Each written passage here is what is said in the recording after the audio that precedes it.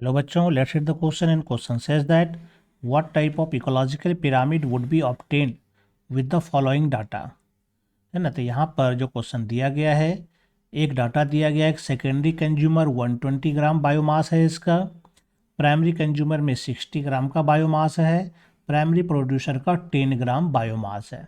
तो कहता है किस प्रकार का यहाँ पर इकोलॉजिकल पिरामिड यहाँ पर तैयार होगा, ये बताना है। तो चलिए जानते हैं किस किस प्रकार से इसका आंसर सॉल्व होगा, है ना।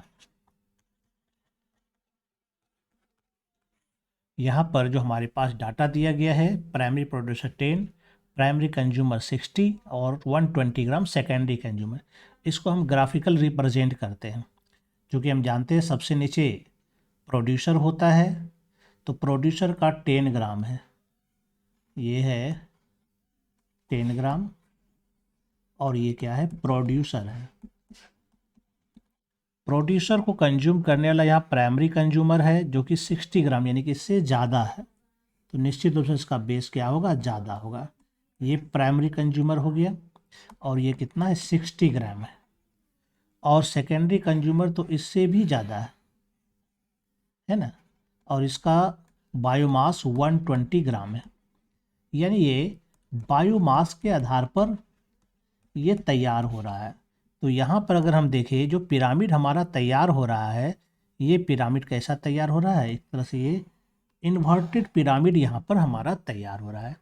यानी कि ये जो पिरामिड तैयार हुआ, ये कैसा पिरामिड है, तो ये इन्वर्टेड पिरामिड है ना। बायोमास के आधार पर इसको तैयार किया गया, यानी इन्वर्टेड पिरामिड ऑफ बायोमास। तो चलिए आंसर हम लोग देखते हैं क्या हो सकता है।